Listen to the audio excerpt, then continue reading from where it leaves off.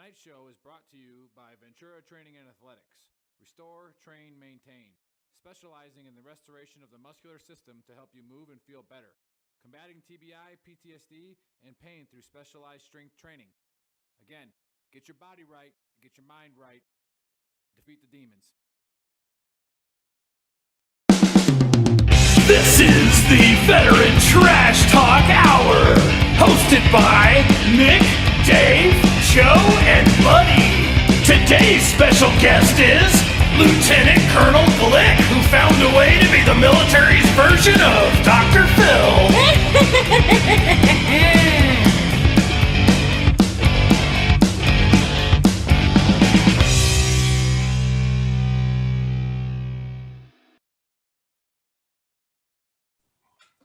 What's up, Trash Talkers? What's up, Gruntworks Nation? Hey, happy Saturday. Cheers to everybody. All right, shout out to our sponsors, because he's actually in the room with me today, Ventura Training and Athletics. Okay, so it's muscle activation, and he works on me, does it for free because I'm a veteran, and you know, he likes me, I guess. So that's cool. If you're a veteran and you're in Ventura, go see him. Okay, he'll work on you for free, and it's the best stuff out there. I don't know if you watch golf, but pretty big time golfer benefited from that, didn't he, Nick? And he drives the ball 60 yards further than everybody now. All right. It's what, chiropractic for the muscles? Yeah, that's a good. All right. So they don't readjust your bone, they readjust your muscle, because the muscle is what's pulling everything. And he's really successful at it. We're really happy to have him here. Also, a shout out to 10th Mountain Whiskey. All right. They give us free booze. So we say this. And so go ahead and put in VTT in the code and get your discount. And then, of course, Cardinal Financial, old Captain Farkas out in Hawaii. All right, so he does, gives us some money, and he'll help you out with a VA loan. And he's really successful. And just go on our partners page, click on him. He'll tell you, he'll just tell you if you're getting a good deal or not. All right, if he can help you, he'll help you. But otherwise, he'll just make sure you're not getting hosed over. So he's a really good guy, and he'll do that on his own time. So on the show today, all right, we got JC. All right, awesome guy. We'll introduce him in a minute. He has to wait his time and listen to us talk about him first. So in this song, all right, when we introduced him, pretty much if you don't know who he is, he's on TED Talk. He's wrote some books, all right, and started some companies. He'll get into all that. But pretty much when you watch him, he's the Dr. Phil of the Army, all right? So it's, when you watch Dr. Phil, hey, Dr. Phil's a cool dude, man. He's got a woman on there who's getting beat up by her husband, and Dr. Phil's like, so the problem is you beat up your wife and you call her fat. So this is what we're going to do. We're going to stop beating her up, and then we're going to stop calling her fat. All right. And the room goes nuts. It's like, holy, how does he know that? How does he do that? So when you watch the TED Talk, Lieutenant Colonel Glick is a phenomenal speaker. I picked up right away what he was putting down. And he was referred to us by Colonel Rob. So that being said, the Book of Earl is going to be a short one today. I know you guys all want to hear it because it's wisdom, and you all better from hearing the Book of Earl. Like Joe has come, light years in the year that we've been talking now of just not being so triggered all the time. All right. It's okay to get triggered, but it's not okay to be a pansy. All right. So don't be a triggered pansy. It's okay to get mad about stuff, but once you start becoming destructive, cut it out. All right. It's Dunskies. Just get over it. So we were talking, man. I was like, what am I going to do for the Book of Earl? And I'm like, I'm not even going to do a Book of Earl. I got Jeff, Daddy Fat Pockets right here. Okay. So I don't know if you guys, did you ever work for Colonel Evans, General Evans? Oh, no, I knew Marcus. We served together in 3rd Battalion. Okay. Yeah. So he was our battalion commander. Got it. And, he would have Jeff do the safety brief in Christopher Walken's voice. Oh, I forgot about that, Jeff. So he's going to do the Book of Earl, except as Christopher Walken. Jeff, I can't wait, Jeff. Don't let me down. Guys, listen, the only reason I made staff sergeant in the Army was because I could do this voice. You know how many push-ups I got out of? It was amazing. Sergeant, I can't possibly get down on the ground. That's for grunts. What do you think this is? Anyways, I like to tell a story. It's a previous war, Vietnam. I was a helicopter pilot, 1967. We lifted off from the carrier. We got over the water. This gauge flipped to 180. Now, standard operating procedures they teach you in the academy is to unbuckle, stand up, grab the back of your knees, bend over as far as you can, kiss your ass goodbye. There's 3 ways to put a bird in the water. The first is dead on, kills everybody inside. It's not a good idea. The second is you can turn it left, which makes it harder for you to get out, or you can turn it right, which makes it harder for your co-pilot to get out. So I turned it right. We hit the water. There was 3 of us in there. 2 of us get to the surface. My co-pilot, nowhere to be found. Finally, he surfaces after a minute, looks me dead in the eyes and says, "You motherfucker!" So there you have it. There's the Book of Earl. And if you're ever flying, Oh man, that was good. You got to crash on the side that you can get out, and your co-pilot can't. So that's what I think we took from that one. So, oh my God, over to you. Jeff, I would have freaking muted. I would have muted if I wasn't laughing that hard, man. I wanted the audience to get the laughs, but I would have interrupted you. Dude, I was just dying. I just choked. That's perfect. Thanks for letting me follow that, Nick. It's a good setup. Anyways, you know, we had a show last night. We did a little UFC pick'em, and Nick said, you know, he always tells me, "Soapbox Joe, what triggered you this week?" Well, they just did it again. I live down the street from a fire station, okay? And I could light that notebook on fire, call 911, and have enough people to film a freaking Hollywood movie or a Chicago fire on CBS with the amount of trucks that they send out. So my message is this. Listen, it's like Daniel Tosh says, I've got the solutions. You won't help. That's the problem. Stop overreacting to everything. And the Spotlight Rangery, and yes, I just said Spotlight Rangery, was so thick.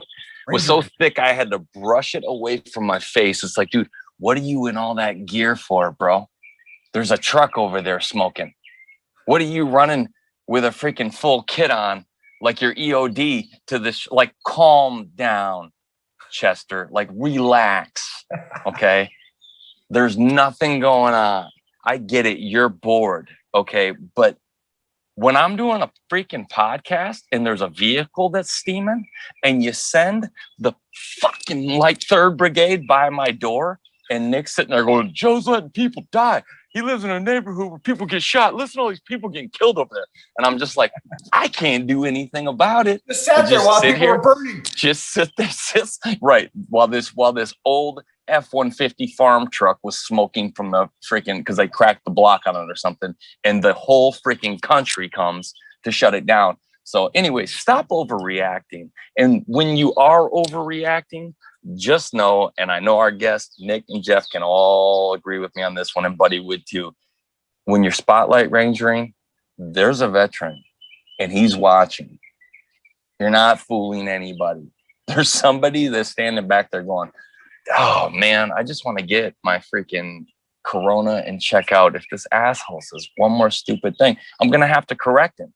And it's like, that's what I want to do at 40 years old with a month-old son. Be like, stolen valor. Like, just stop doing it.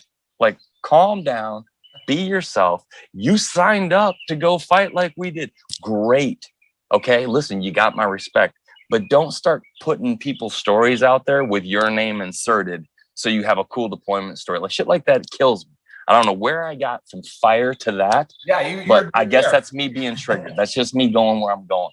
But it would be awesome if I could stick to the script, roll it into our Master Sergeant Buddy, who I would like to say inspired that soapbox, because his disdain for the public is so palpable. And it's like weaving through a minefield as to how many idiots you're going to run into a day. And I get it. I completely get it. It's like, you know, I just want my headphones on, my head down, don't bother. So I'd like to thank Buddy's honesty caps for fueling my triggeredness to the point where I had to do it something that mirrored the way Buddy presents it. So if Buddy's not fighting in a parking lot somewhere, I'll turn it over to him. Otherwise, I'm really excited about our guest. So Nick, I'm going to throw it back to you.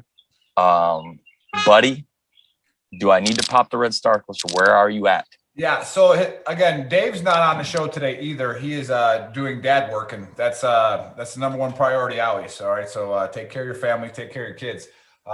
It says That winded me. I think my quote as a platoon sergeant, I was yelling at a guy and it stuck forever to everybody in the unit. When I was like, be a man and feed your fucking kids. All right. So like, I didn't realize that it was going to take off, but it did. So everybody just kept saying it for like the next year. You know, it's like, are you being a man? Are you feeding your kids? But, you know, yeah. So we got Buddy, and then so Dave's taking care of his family, and then Buddy's son is fighting judo right now. So Jiu-jitsu. is that how you say it? He's fighting judo. He is fighting somebody else in a judo format. Like I think that works. So hopefully he comes back on because Buddy is in a judo format, like it's Words XL. But Buddy is part of the talent of this show. He helps carry it. So hopefully he gets back on and does one of his funny honesty caps. And he's special forces, so everybody wants to listen to him, even no matter what he says. But hey, we got JC on. And one of the things that, so the Gruntworks people watching, for your first time watching, there was a lot of you, there's about 60 of you watching, it's pretty cool. We're here to lower the veteran suicide rate to below the national average. That's pretty much our goal, right? And like I said, we started this podcast as our own therapy. And we do it for ourselves. And it ended up becoming pretty powerful to where people were really reaching out to us and wanting to come on the show and wanting to tell some of their war stories, and then we're like, why don't we just promote veteran-owned businesses? Because the whole system of suicide, all right, it's not just one thing. I keep saying it over and over again. Everybody in the English language is linear, right? So this will help this. This will help that. It's like, no, it's a whole complex system, right? And there's lots of things, all right? Some people are in a lot of pain, right? Some people have tremendous, deals with depression and PTSD, all right? We didn't even cover the MST. We didn't even understand it. And now we're covering that, all right? We have Leah, so make sure you watch her show. She does the Female Warrior Edition. And she has extremely brave warriors on there that are telling their story. And it's really uncomfortable to listen to. Right? So you just have to do it. That's what's going to help fix that as well, is people actually listening to the stories that have happened to our warriors. And it happened in uniform. All right. And it's freaking disgusting to us. All right. And like I said, as a first sergeant, I have the company there. And I have them in front of me. I go, look, here's your sharp brief. If I find out you fucking hurt one of my family members, I'll kill you. Okay. That's that simple. If you're a predator, get the fuck out. We're going to find you. All right. So yeah, that's what our mission is. And we get the opportunity to have Lieutenant Colonel retired, who linked up through old Colonel Robinson. Colonel Robinson comes on here and he's the mad colonel. What's up, Colonel Rob? For a half hour, so it's fun.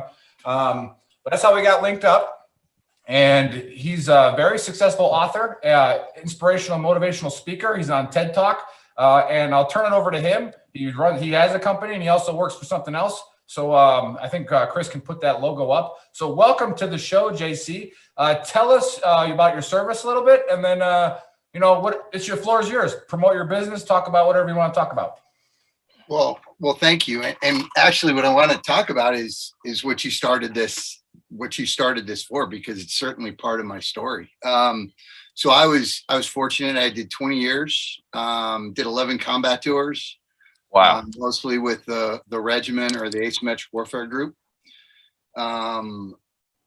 Finished off as the director after battalion command. I was the director of the fitness school, the TRADOC leadership school, and the resiliency school. And, since then I got out and, maybe we can talk about, transition, but I always say I went through 3 transitions, right? There's the transition where you stop deploying, and that was the toughest for me. 100%.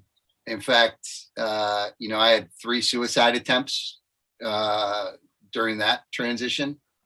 And then there's a transition where you take off the uniform, and quite honestly, that was the easiest one for me, right? I did everything the right way, right? I prepped in enough time. I got an offer. I was a partner for a leadership company. I was writing the book. The book came, like, everything went really well. But I didn't know what I didn't know, right? I knew how to be in the Army, and I thought, and we all think, I think in the veteran space, like, there's nothing we can't do. And that's good. That's a plus. That's certainly awesome. But the truth is, there's a lot we don't know. It's like going into Afghanistan or Iraq and not understanding the culture, and not understanding, and sometimes not knowing the culture can get you killed, right? Hey, we know Sure. that they don't have doormats in Iraq. So if you see a doormat, it's probably a pressure plate, right? Not knowing the culture can get you killed in combat. That's a great point. So we're really thoughtful about that. But we rushed back into the civilian world after being inculcated in a culture that's very, very different, right? Not good, different, or bad, different, just different, right? I'm not saying I am the first guy to say civilians are not worse than us or better than us. They have different experiences than us. And there's goodness in those, and there's badness in those, and there's goodness in what we have and badness in what we have. And so that second transition, I think if you look on paper and you look, on social media and you look, and if you were looking at bank accounts, you'd be like, wow, that was great. It wasn't. It was me writing what I had done. And I didn't really I took off the uniform, but I didn't change the mindset. And then I think I've really just completed kind of my third transition. And in between my second and my third was my fourth suicide attempt. And it was a question of connection and recognizing, holy crap, I don't know what I don't know. And this is, I'm not trying to, butter your biscuits here, but I talk in my first book, I dedicated it to every NCO I ever served with, because NCOs taught me how to lead correctly. Okay. NCOs not only lead down, but they have to lead parallel and they have to lead up, right? They're the only ones that do that. And they're great at it, or the good ones are great at it. They're shitty ones, just like they're shitty officers.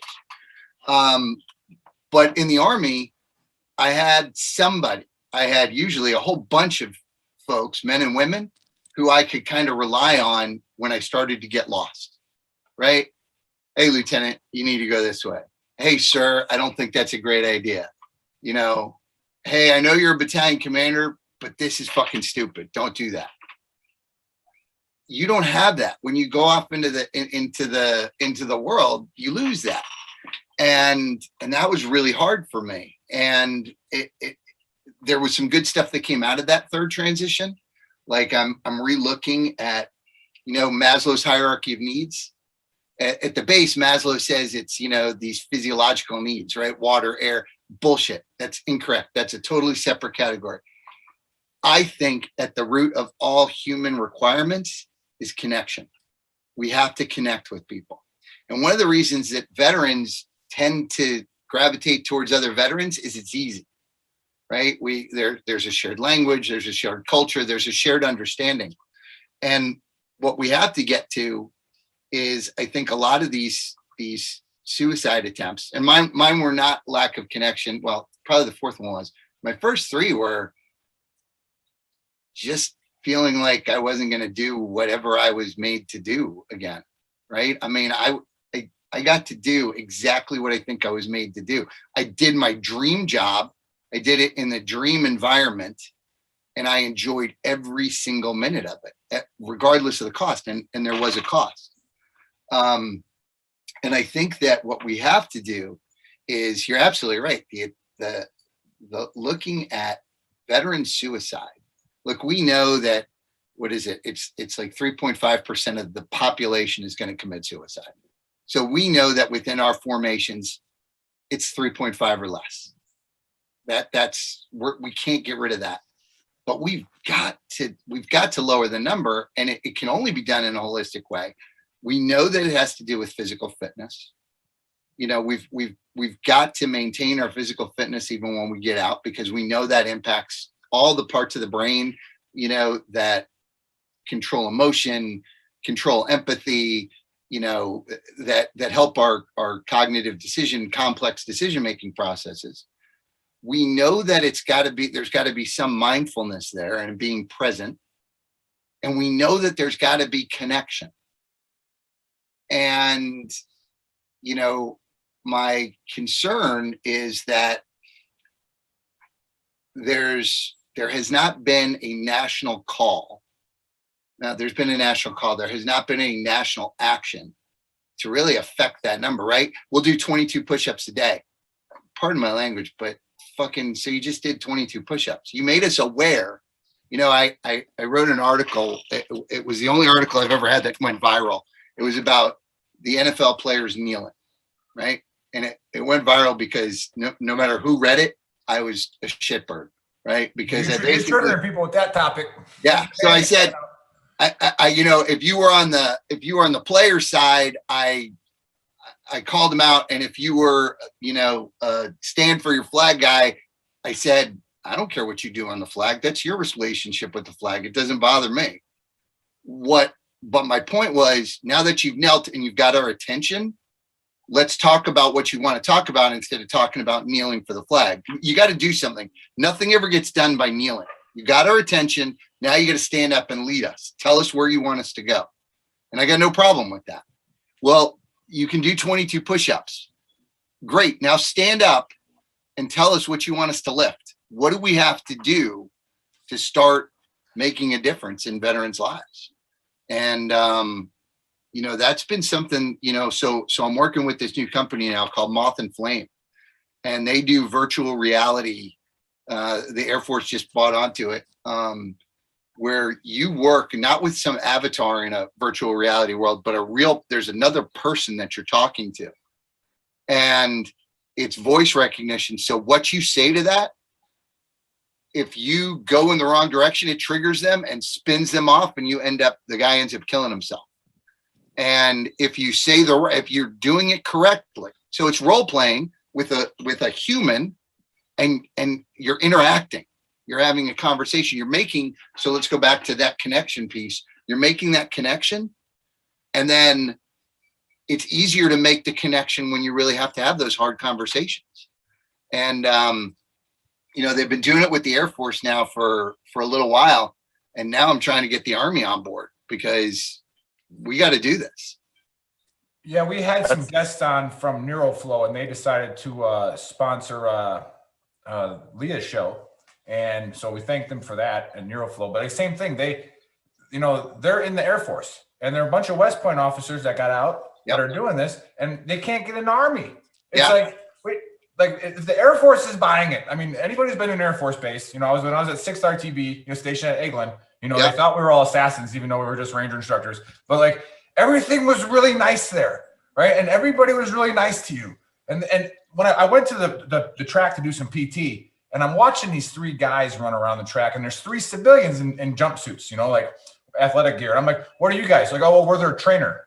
I'm like, they each have a trainer? And this is how we do it. I'm like, okay, whatever.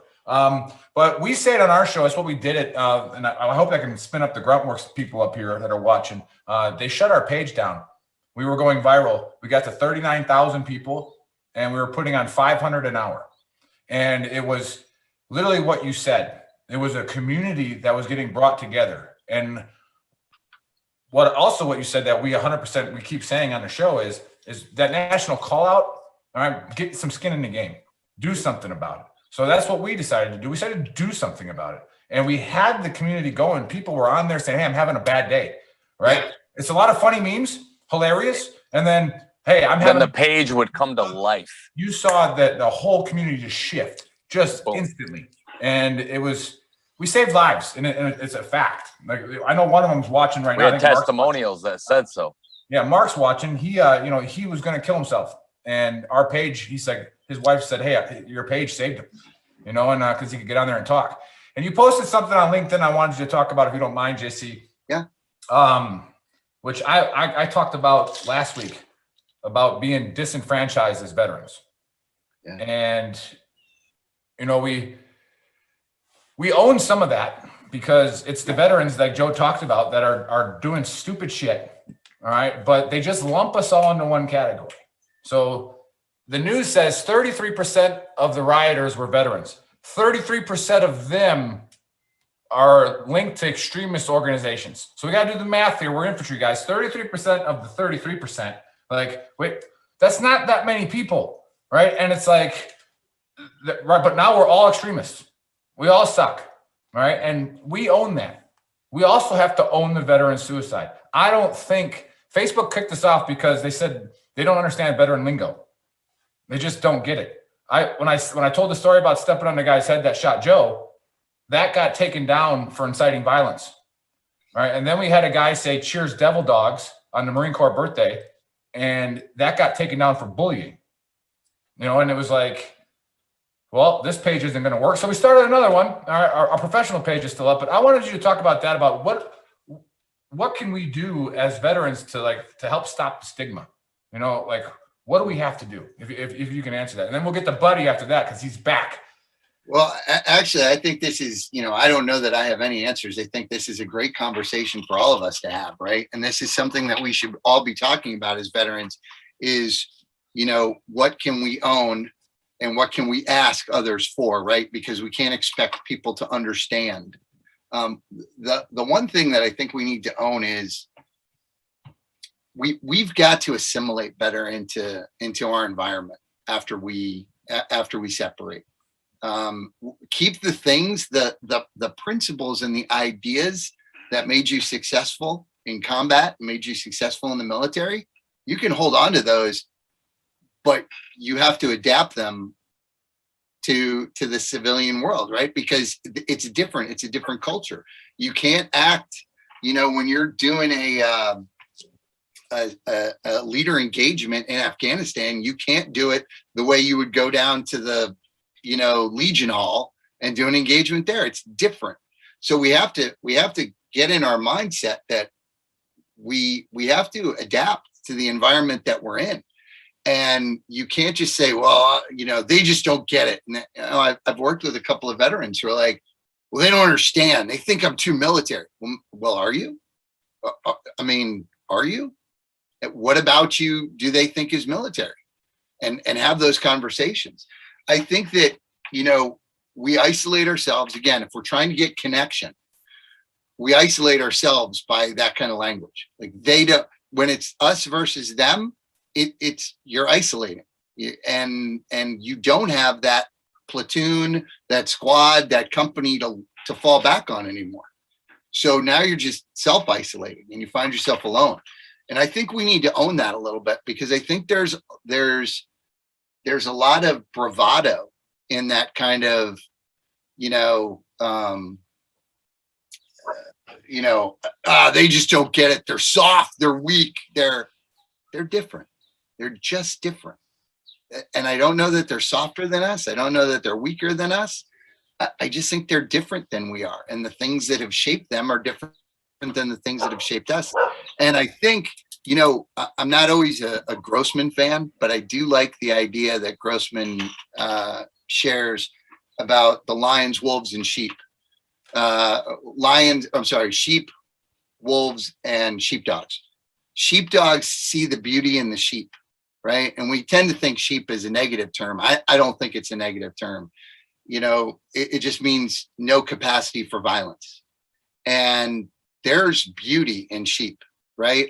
Artists and teachers and, the people that you interact with on a daily basis, because they do not have a capacity for violence, is something to actually admire them for. And as they usually admire people who have a capacity for violence. And we have to know that that's admired and kind of say, but that's part of who I was. And the things that still work, I continue on.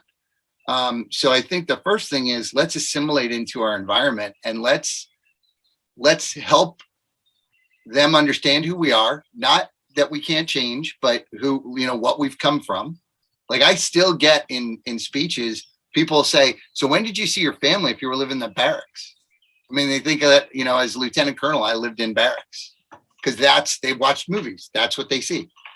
And so teaching them and then explaining to them, hey, sometimes we just want to talk.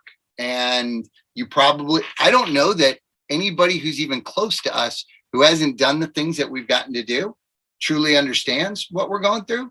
So what difference does it make if we're talking to somebody else who doesn't understand? Let's just talk to them, and, not for sympathy, let them be empathetic. But, we've got to learn from each other. Yeah, for sure. So when I was a hard charging, staff sergeant, passing Buddy in the ranks, even though he was in 20 years before me, not a big deal. But so welcome back, Buddy. I had to throw one punch at you. Not a huge deal, but I think we just went different paths. You went the path of the you assimilated with some sheep? No, buddy's internet's kind of jacked up right now. It's okay. Now I lost my train of thought, but it was, Hey, Nick. Yeah. Let me touch on something JC said. Yeah. I So think it's it's okay. I think the way I think the term that he used that we have not used on our show and I haven't heard in a while is assimilation. And I think that what you can't put enough emphasis. Probably not off the rip, but assimilation. What is it? Never mind. I'm not even gonna try, but I think I'm close. But without that, you can't use your military service for gasoline in the civilian world. It's gonna hamper you. It's gonna hamper you if you try to apply your reactions. Exactly. If you try to respond the way you did when you were in the service, you're in their world now. They didn't join the service and say, hey, we're going to change things. You don't have to really care for their way of doing things, but you've got to assimilate, like JC said, or you'll drive yourself nuts. I've worked commercial construction. I've been in the civilian side. Swinging hammers. Work with a lot of veterans, work with a lot of civilians, and they can all be gigantic pains in the ass or assets. It's all dependent on how you assimilate. So I'm going to keep on beating that term in because it's the perfect term. That is what it is. Is that trying to explain our situation to civilians is like pushing a rope uphill. It's a wasted effort. It's like the fight against keeping marijuana illegal. Like it totally wasted time. Don't do that, okay? Because they're not going to get it. All right. There's things my parents will never hear about. And it's just because it's not something you can recreate through imagination. You had to have been there. So you've got to talk to guys who were there. I tell your mom Nick everything. And I tell your mom everything you do. So. And JC right now, they're probably thinking, did he just say that? And it's like, yes, we're veterans. That's how we talk. I make fun of his mother. I agree with the assimilation part, but I also say when it comes to therapy, close the doors, and we need to do this ourselves. Because we can't involve them and expect them to be the solution to a problem they've never experienced. So I call it veteran on veteran therapy. It's not my trademark, but that's what we call what we do. And it's almost identical to the theory, of what you're talking about, JC. So love the fact that you're on the show and the way you could put a different spin on us reaching the same endpoint. Jeff brought up a good point. Jeff, say that point about being a victim. Yeah, you don't use your servitude as a way to be a victim of it. I see that way too much in our community. That I feel bad for the things that I did that was in service to others. It's like you can't feel bad about that, and they owe you absolutely nothing for that. By the way, and they take care of us. I mean, the VA is there. It's not the greatest thing, but it is better than nothing. And so don't just be a victim of the fact that you served and gave away years of your life. That was the point of your servitude. So that's awesome that you say that, because the other article that I've gotten trashed over was in Havoc Journal, and it was "Stop thanking me for my service." And all I said was, I know it comes from a good place and I appreciate it. And I always say it was my honor and I understand, but it's not necessary because that's what I wanted to do. It's like, do you go thank the garbage man every time you see him? I do, because everybody always thanks me. So I go, hey man, thanks for doing what you're doing. But it's not necessary. We have, but I got destroyed by the veteran community because like, I want to be thanked. I should be thanked. And I'm like, holy shit. No, you signed up, you got paid, you did your job. It was a great job. Holy shit. Who gets paid to jump at airplanes? Like fast rope. Not a lot of people, because most of them are legs. Yeah, legs suck. We don't like legs. I hope. So I think I was talking to somebody the other day, and here's the thing. We bitch and whine and moan about quote unquote the media and all these other people. And I don't think when we say the veteran community wants to be thanked, I know more people that don't like to be thanked, but just get put in an awkward position. Like, what do you say to that? Okay, I mean, you're welcome. Like, I did it because I wanted to, like you just like you said, I did it because I wanted to, and I did it because my boys were doing it. I was doing hood rat shit with my boys. It doesn't have anything to do with what you want to like thank me for.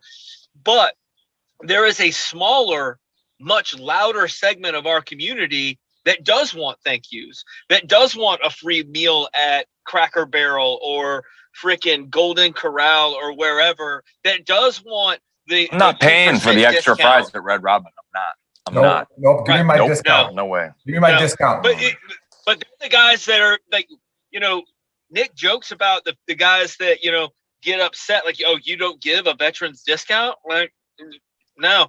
Those videos are hilarious that I make. I listen to people in Fort Bragg and in Fort Campbell and Fort Benning bitch about not getting a veterans discount. Like, dude, you live in a military town. If they gave a veterans discount, they would literally go out of business. You're a moron. Everyone here is a veteran. Shut up, buy your nails, and go do whatever it is you do. That's not even my honesty cap anyway, but I feel like there's Go right into your honesty cap. Go with it. I feel like we advertise shitty people and don't advertise positive people enough in all walks of life for our community. Regular Americans, there's plenty of people that are helping other people out.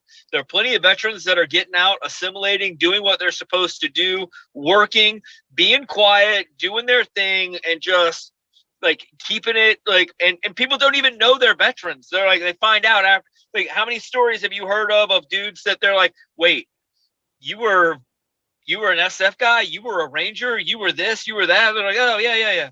Now I'm not. Now I'm a CEO of a business. Now I'm the manager of this or the manager of that. The things that the Army taught you that you're supposed to be taking into the civilian world or be where you're supposed to be in the right uniform at the right time.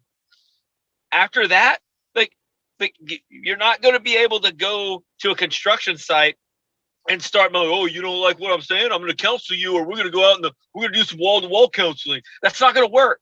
First of all, you don't even know who your wall-to-wall kid. This dude might cut you. You might get cut out here messing around with these fools. Anywho, that being said, you're not going to be able to do that. But if you go there at the right time, you show the right example of what you're supposed to be doing. That's called leadership at some point. And then you move forward from there, and then you start getting bigger jobs, whatever. I don't know. Anyway, can I even throw up my honesty cap on real quick? Yeah, you have the hat on. You have the hat on. Please. Today? I have the hat on right now. I left it, but one day. I don't know. You gotta wear the hat one fucking day, buddy, for an hour, and you forgot. I don't know. Okay, well, hold on. I don't know if any of you have kids or kids that like do combative sports, but I just went to my first jiu-jitsu tournament with my son, right?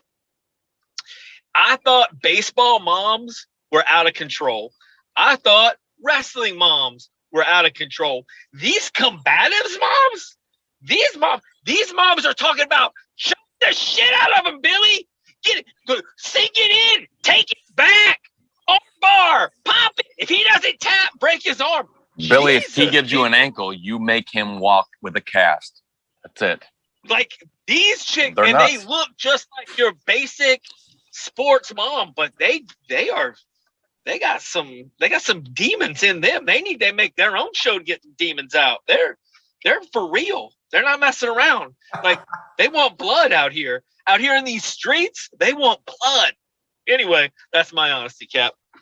Yeah, that was good. That was good. Hey, how did he do, buddy? How did he do? Hey, so is he like beginner, first time? Is he like when I wrestled Joe and I beat Joe?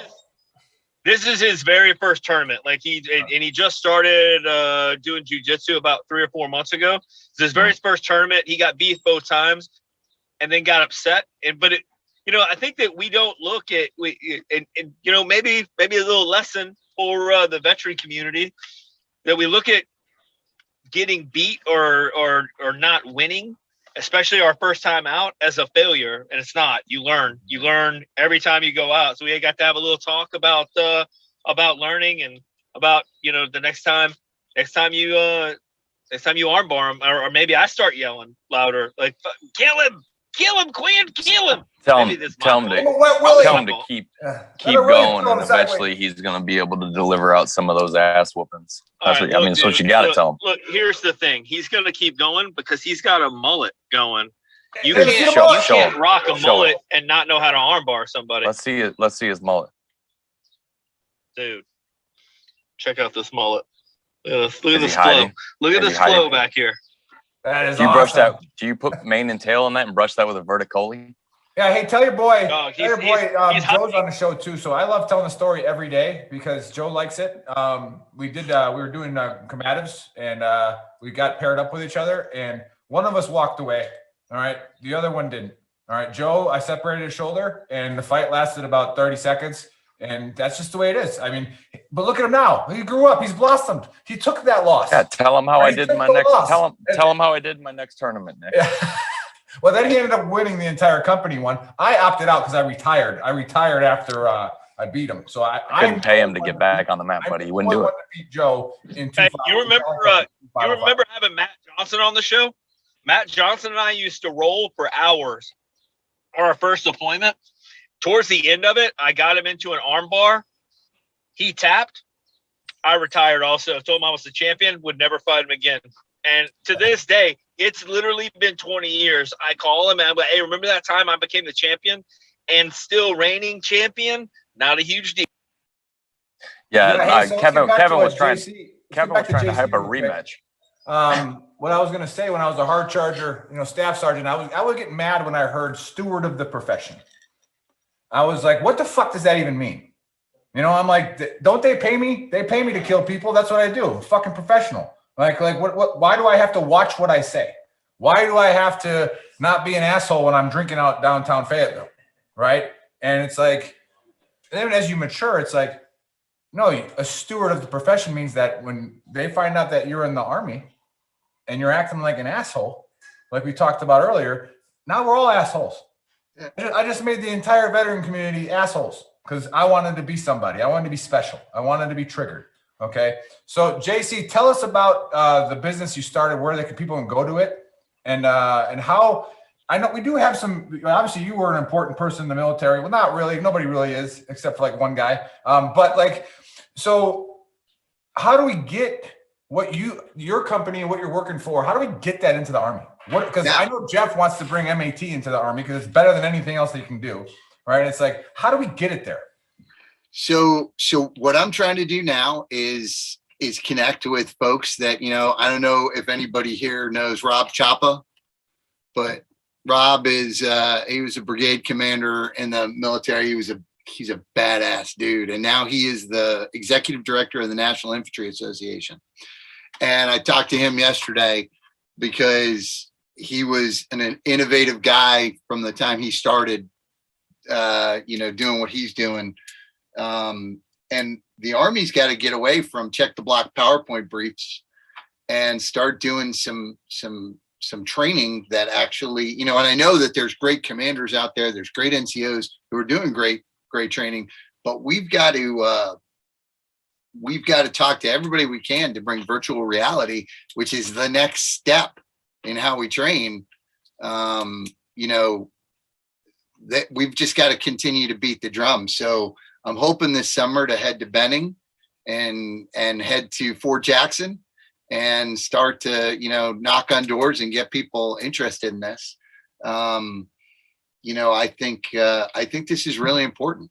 Yeah, there you go. So Rob Chapa, I talked to him for an hour yesterday and I'm like, we got to do this. And he agrees. So, I got to call into, Dave Hodney and I served in the regiment together and I reach out to him to see if he'd do something. That's him. You're mute. I can't hear you. I said, Colonel Chapa, we need your help. Let's go. Hey, he's on it. General. Hey, Hodney, Dave Hodney. Right there. Yep. We need help, man. We need help. Get MAT in the Army. Hey, and Dan Hendricks, who's the Sergeant Major of TRADOC, who I served with in AWG. He's a really hard guy to get a hold of. I think if they see it and they experience it, they'll go, hey, I don't know that it's the answer. Nothing is the answer. It's all part of an answer. And complex system. It is. It's got to, and it's got to be holistic. And we've got to, I have been very transparent about my issues because I hope that it helps other people be transparent about what they're going through. But I'll tell you that, and I got a buddy who's the press secretary at the VA now, and Terrence Hayes, awesome dude. I love him to death. And I told him kind of a negative experience I had at the VA when I was in crisis. The answer was, well, what medications are you taking? I only take one medicine. And I told him the dose, and it's really small. And they're like, well, we got to up that. That's the first thing. I'm like, no, I don't want a pill. Right. I mean, it's almost like, and I'm probably getting off topic here. I hope this gets everybody going, but no, it's good. It's good. We're definitely not getting off topic. That's one of the biggest things. We talk about that shit all the time on the show. Pills don't clean. Don't help it. Well, let's use an example that affects everybody in the world. The COVID vaccine. Everybody is rushing to get what they think is a magic shot. Though what we don't talk about is physical fitness, obesity being an issue, and even the vaccine not working if you're obese. We've talked about that. Yeah, right? Hey, Joe, what did the Book of Earl say about coronavirus? Remember? Yeah, it says, I'm not going to judge. It says, I'm not going to judge you, but coronavirus will judge your fat ass. That's spot on, gentlemen. That's verbatim. I remember that one. So I think that we're always looking for the magic, the silver bullet, as opposed to, hey, some of these conversations are hard and they're difficult. And Silver Bullet, Gary Busey. I'm sorry, it was a great movie. It's not in a pill. It's not in a shot. It's in holistic well-being. It's in being, physically fit. It's about eating right. It's about, being mindful. It's all encompassing. And the idea of our, 8-second attention span of, well, let's get a fix and then we're good. Well, but why shouldn't you just be excited about, look, I'm going to go be healthy because I need to have a healthy lifestyle. I'm not saying you shouldn't get the shot. Go ahead, get the shot if that's what you want to do. But I'm saying that shouldn't be your answer. And upping my medication shouldn't be the answer. I was able, and this is where Joe, like, I'll tell you, the woman that helped me, Dr. Nelson, she's never been to combat, but she was the first psych that I met who listened, who asked questions, who didn't say like, oh, well, because there's the bins, right? You have guilt. Okay. No, I don't have any guilt. Okay. You have God syndrome. Nope. I don't have that. Well, then you have this. So no, I don't have that. Right. She's the first one that she said, so talk to me about what's bothering you. And when I said, I want to get off all this medicine, I was on 24 different medications, 24. And some of them just counteracted the side effects of the ones that I was on. I would squat and I would piss my pants, right? I couldn't control my bowels. And she said, okay, this is what I want you to do. And this is how I want you, what she got me involved, read these books. So I understood that it's a physiological problem, not a mental, right? If we have mental problems, there's darkness in solution, right? We can't understand mental. It's feelings, it's emotion. It's a physiological problem. We have synapses that were connected in combat. And if you tear your ACL, you go through, nobody says, oh, wow, you're fucked up. They go, all right, you get it repaired. You work on it. You do rehab. It's the same thing with our brains.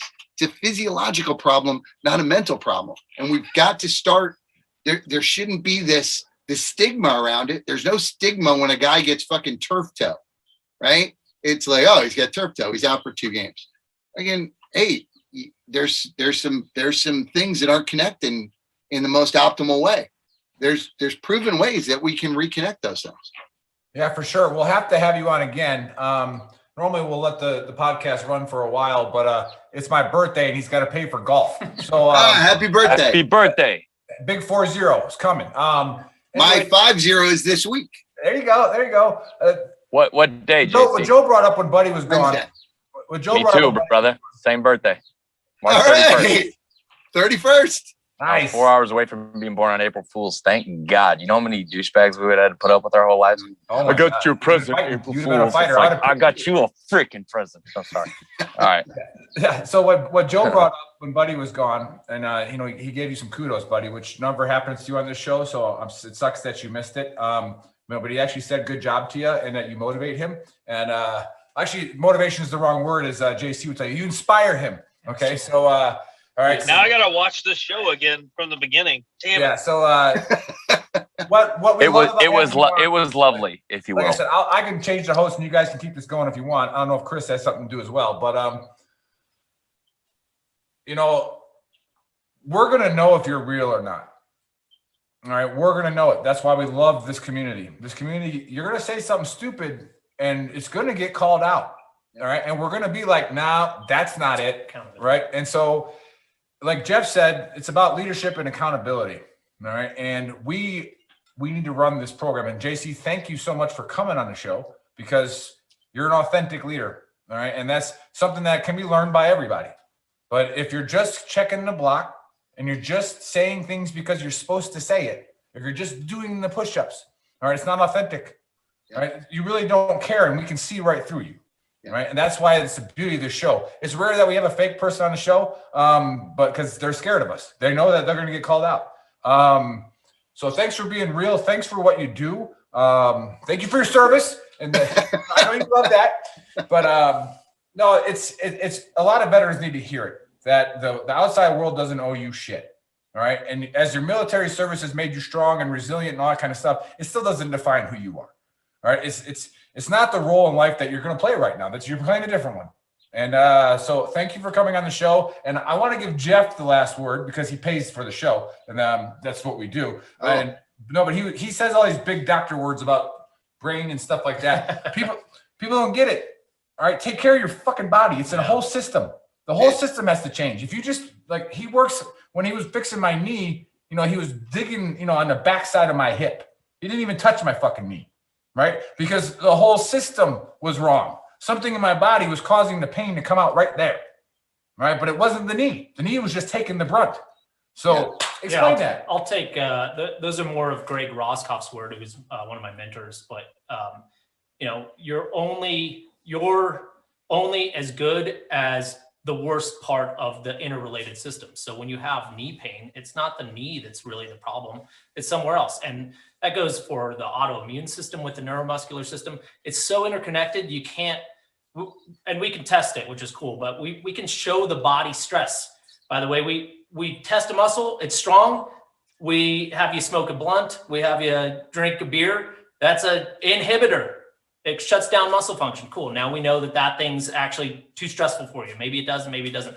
But that has nothing to do with muscle function as we would think, but it's your autoimmune system, which is over the top of that thing. So it's all interrelated. And Mr. Glick's exactly right. I mean, it's the body is so interconnected. You can't parse it out. You can't say that it's just a muscle problem because you have pain and tightness. That could be totally emotional.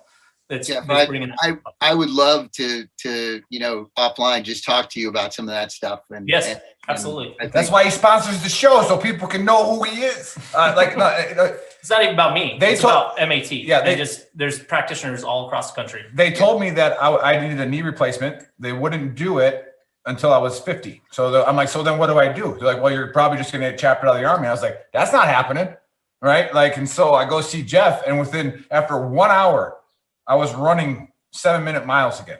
After 1 hour, I literally couldn't even walk downstairs. I go out to California, he fixes my knee, and there I'm running again. And the key is that it's holistic, like you say, JC. Yes. It's sustainable. It's not a pill. It's not something you've got to. It's organic. It's internal, and all that stuff's interconnected. Multifaceted problem, and I love how the show actually lines up the way we talk about it. Everybody's got a different spin on getting to the same end line, because there's multi-faceted issues that need to be attacked as such. You don't change the end state. All right. You just embrace the ambiguity of the mission. Right. So you might think you're going to do it this way. You still keep the goal there, but it might change the way you're going to accomplish it.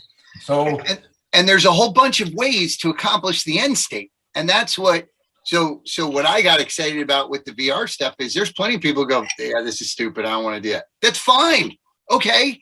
But there's a whole bunch of people, younger people, who are going to go, holy shit, this is really cool. I want to try this. And if we get you to try it, then we're one step closer. Yep. And that's that. We've just got to continue to whatever the methodology is, whichever way we want to do it. And that's the humbling part, right? And something that the military has never been good about is the humility part, right? There's a million different ways to get there, and it's okay for it not to be your way. For sure. Hey, so Beautifully said. Yeah, beautifully said. Hey, again, pleasure having you on, buddy. Thanks for being in your car and not being allowed in your house again. That's okay. Big shout out to Chris. All right, behind the scenes. Thanks for all the work you do, and big shout out to our moderators. Kevin's on the page right now helping out, and big shout out to Jeff. Now remember, if you're in Ventura, all right, go see him. All right, he lives by the beach. It's cool, whatever. All right, so we make more money than us, whatever. Okay, but we love him for it. We want to be surrounded by people who are successful, and we want to promote people, make your lives better. Okay, so if alcohol ruins you, don't do it. Okay, however, they give it to us for free, so we say their name. All right, 10th Mountain Bourbon, BTT code. All right, if you have a problem with alcohol, just fucking stop drinking. All right, it's that simple. And then Cardinal Financial, shout out again. If you're hurt real bad, you can find the Class 6. Yeah. The big shout out Perry is Perry's our tech guy as well on the VTT side, and we're on Spotify, we're on iTunes, we're on every platform. I don't even know what a podcast is. I didn't even realize I was doing a podcast. I thought I was doing a Zoom call, but it turns out it's a podcast. So thanks for watching, guys. Thanks for watching Gruntworks. Thanks for VTT. The family's always there. We'll take care of you. Go to shop.veterantrashtalk.com and buy the button. The beatings will continue till morale improves. All right. And it's a Beautiful. right. Where's the damn lieutenant? See, where's There he is. where's Right Bucky? there. He's right there. But hey, you guys enjoy your day, and I'm gonna go golf. Happy birthday, Happy brother. birthday. Tonight's show is brought to you by Ventura Training and Athletics. Restore, train, maintain. Specializing in the restoration of the muscular system to help you move and feel better. Combating TBI, PTSD, and pain through specialized strength training. Again, get your body right, get your mind right, defeat the demons.